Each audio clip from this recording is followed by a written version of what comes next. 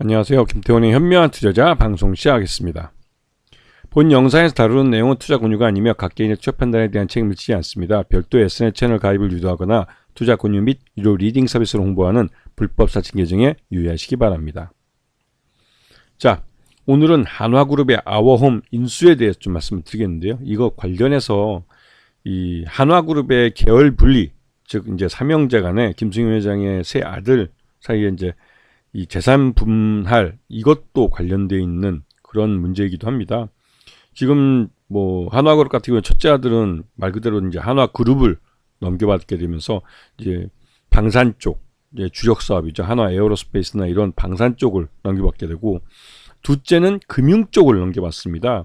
근데 셋째 같은 경우는 한화 갤러리아 백화점하고 뭐 이 몇 개 이제 제조업체나 이런 그 요식업이나 이런 쪽을 갖게 되는데, 전체적으로 이 첫째와 둘째에 비해서는 셋째가 너무 그 빈약하게 물려받는 거죠. 그래서 최근에 한화그룹이 적극적으로 M&A 하는 것들이 있습니다. 그 예전에 이제 삼성항공이라 불렀던, 그러니까 삼성이 CCTV 쪽을 담당했던 그게 이제 그런 계열사들도 있는데요. 그런 것들을 인수하면서 그거를 이제 셋째에게 맡기는, 즉 이 한화그룹 내에서 일반 제조업 쪽은 이 제조업 쪽 반도체 장비나 이런 쪽을 셋째에게 맡겨서 좀 재산을 분할할 때 세 명이서 어느 정도 균형을 갖추도록 그렇게 하려고 하는 것 같습니다. 이번에 이제 한화그룹이 이제 아워홈을 인수한 건 매출 외형으로는 굉장히 크죠. 이제 재작년만 해도 2023년에 아워홈은 벌써 1조 9천억 매출 외형이 꽤 큰 기업입니다. 그리고 당기순이익 또 940억이니까 한 당기순이익률이 한 5% 정도 나온다는 소리죠. 그래서 그 나름대로 이 아워홈이 확실하게 자기 시장, 이제 먹거리 문제이기 때문에 이거는 확실한 자기 시장을 갖고 있는 단체급식 회사입니다. 자기 먹거리를 갖고 있고 먹는 문제다 보니까 경기가 침체를 하더라도 어느 정도 이 단체급식 같은 경우는 기존에 고정적으로 먹는 문제이기 때문에 이거는 거의 비슷하게 갑니다. 그렇기 때문에 굉장히 경영이 안정화되어 있는 회사이기도 하죠. 그래서 지금 그 2023년에 1조 9,800억이나 매출을 했던 회사를 당기순이익도 942억 정도 발생을 했고요. 이런 회사를 이제 인수하는데 인수금융이 8,695억입니다. 결코 적지 않은 지분이죠. 50%가 좀 58.62%를 넘겨봤는데 8,695억이면 굉장히 큰 돈을 한화그룹이 내놓은 겁니다. 그리고 여기에서 그 인수금융, 상업펀드나 이런 쪽 자금이 뭐 꽤 큰 돈이 들어가고, 이제 이 인수금융에서 한화 쪽에서 내놓는 돈이 한 2,500억이라는 말이 나와서 그 나머지 부분 2,500을 제외한 5천억 가까이 되는 돈을 외부에서 그 이런 상업펀드나 이런 그 인수금융을 통해서 끌어들인 돈이기 때문에 이 꽤 큰 돈을 외부 자금을 그 비싼 이자를 줘서 빌려온 거기 때문에 이에 대해서 그 아워홈이 비상장 기업이다 보니 향후 아워홈을 좋은 가치로 상장을 시키는 그런 계획까지 포함되어 있는 것 같습니다. 지금 셋째인 김동관 그 부사장이 넘겨받게 되는 회사들이 비상장인 회사들이 많습니다. 이 한화 호텔 앤 리조트에서 한화 갤러리아 백화점은 공개가 되어 있지만 그 외에 뭐 상장된 업체는 몇 개 안 되죠. 지금 아워홈의 지금 주주 구성을 보면 구본성 씨 예전에 전 대표입니다. 지금 현재 대표는 구지은 씨 여동생이죠. 둘이 맨날 싸웠어요. 진짜로. 맨날 둘이 경영권 문제로 싸우다가 이 구본성 씨가 좀 여러 가지 좀 불미스러운 일들에 많이 엮였습니다. 그러다 보니 이제 그 여동생 구미연 씨하고 같이 해서 이 주식을 매각을 했는데 경영권 지분이 붙어 있는 겁니다. 지난번에 이사회에서 구본성 대표가 쫓겨났기 때문에 지금 다시 경영권을 차지해서 들어간다는 게 명분도 없고 쉽지도 않은 문제이기 때문에 아예 그냥 그 경영권을 넘겨버린 것이죠. 그래서 한화 측에서 인수를 할 때 지금 8천억 정도의 인수를 하는 게 이게 경영권 프리미엄을 그렇게 많이 쳐준 것 같지는 않은 모습입니다. 왜냐하면 지금 현재 이 아워홈의 이사회를 구지은 씨가 갖고 있는데 구지은 씨가 계속 반발을 하게 될 경우에는 실제로 이 경영권을 인수받는데 넘겨받는데 더 큰 싸움이 남아있게 되는 것이죠.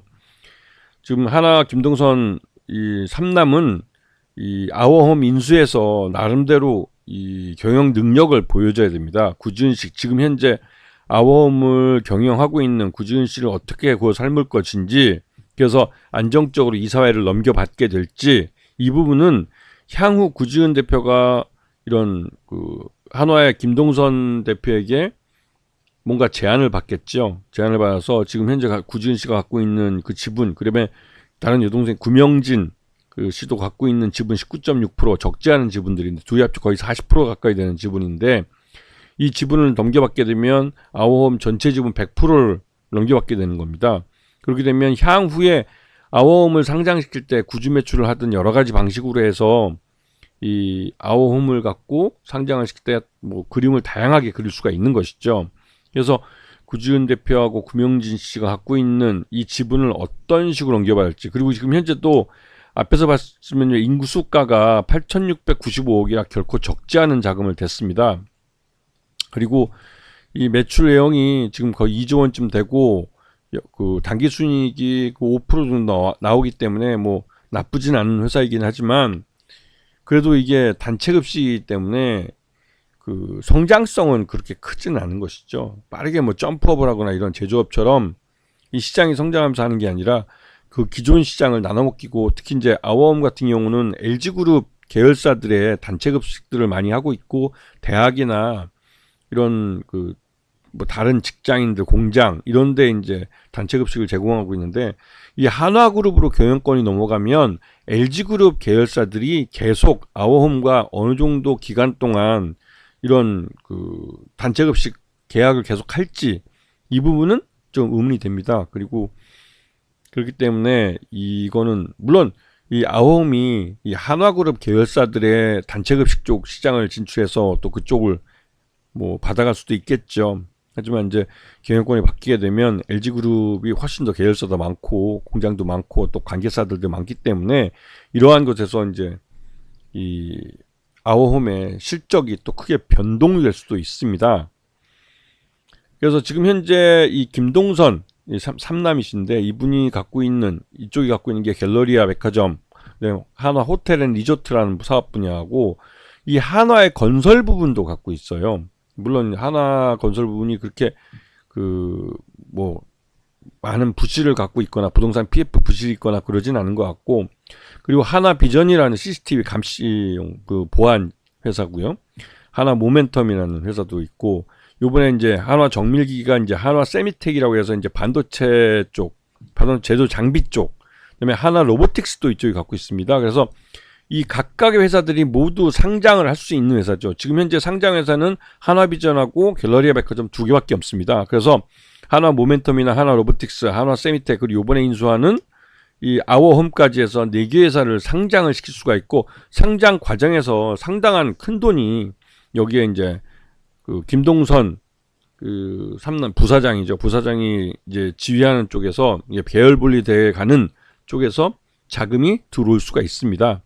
그래서 그 김동선 이 부사장이 계열 분리하는 데 있어서 무엇보다 중요한 건, 지금 하나 보유하고 있는 그 이런 갤러리아 백화점이나 이 하나 호텔 앤 리조트, 자신이 최대주주로 있지만 아직도 이 한화 지주에서 한화가 최대주주로 있는 그 지분들을 어떻게 넘겨받고 계열 분리해 갈 것인지, 그러면서 또 한편으로 이 하나 모멘텀과 하나 로보틱스, 하나 세미텍이라는 회사들을 또 요번에 인수한 아워홈을 어떻게 상장을 시켜서, 특히 아워홈 같은 경우는 외부 자금을 많이 끌어와서 지금 이 인수를 했기 때문에 거기에 참여한 외부 자금들, 지금 FI로 참여한 외부 투자자들에게 그 일반적으로 이런 경우 뭐 3년이나 5년 후에 IPO를 한다 뭐 이런 약속을 하고, IPO 할 때 뭐 좋은 조건으로 시장에서 뭐 팔 수 있게 그렇게 하겠다 뭐 이런 식으로 이제 약속을 하고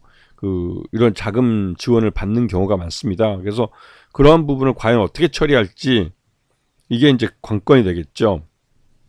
그래서 지금 하나 갤러리아 같은 경우도 지금 김동석 씨의 확실한 이 계열 분리와 김동석 씨 쪽에 갖고 있는 이런 회사들의 등치가 점점 커진다는 점, 그런 것들이 뭐 주가에 좀 기대감을 넣어주면서 주가가 많이 올랐는데, 사실 하나 갤러리아는 뭐 이번 3분기 때까지만 해도 적자가 계속되고 있고, 내수 시장을 기반으로 하는 회사이기 때문에 적자가 계속될 가능성이 큽니다. 경기 침체 속에서 쉽게 흑자로 돌아서기 어려운 회사이기도 하죠. 그리고 하나 비전 같은 경우도 지금 요번에 계열 분리를 했기 때문에, 그 계열 분리가 아니라 이제 이 지분이 떨어져 나와서 독립된 그 하나의 법인으로 만들어졌기 때문에, 이게 아직까지는 그건 분리 비용이나 이런 것들이 많이 들어가서 적자를 기록하고 있습니다. 그리고 올해가 첫 해연도가 되는데, 아직까지는 실적이나 이런 부분에 대해서 좀 불안한 측면이 있고요. 이런 보안 쪽이나 CCTV 쪽은 안정적인 매출이나 이런 쪽을 가져가긴 하지만 그래도 여러 가지 불안한 점이 있습니다. 하지만 김동완 씨가 계열 분리를 할 때 제조업 쪽의 핵심 주력 계열사가 될 가능성이 크기 때문에 그러한 것이 주가에 반영이 돼서 요번에 상한가까지 친 것이죠. 그래서 김동관 대표가 이제 지금 부사장인데, 이분이 떨어져 나가는 계열사들이 향후 이제 어떻게 될지에 대한 불확실성과 또 기대감이 동시에 존재합니다. 그래서 앞에서 말씀드렸던 이런 회사들, 하나 모멘텀이나 하나 로보틱스, 하나 세미텍, 그러면 요번에 인수한 아워홈, 이런 회사들을 어떻게 IPO를 시켜서 목돈을 회사 내에 유입시킬 수 있는지, 또 그런 과정에서 지주회사 한화의 지분을 어떻게 김동선 이 대표가 넘겨받을지, 이 부분이 계속 불확실성으로 남아있는 상황이긴 하죠. 하지만 이 전체적으로 이 한화그룹의 경영권 승계 그림은 이제 확실히 완성되어 가고 있다라고 말할 수가 있습니다.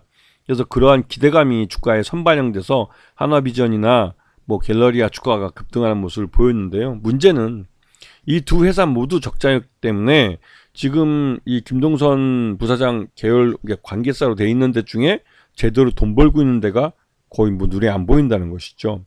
그런 부분이 리스크로 작용하고 있습니다. 그렇기 때문에 지금의 주가 급등을 뭐 이런 기대감, 어떻게 보면 기대감이 더 주가를 밀어 올려서 만들어진 측면이 있지만, 이런 기대감이 나중에 승자의 저주가, 아워홈의 분야에서는 승자의 저주가 돼서 되돌아올 수 있다는 점을 좀 주의해서 보셔야 되는 겁니다. 아시겠죠? 자, 오늘 방송 여기서 마치겠습니다. 감사합니다.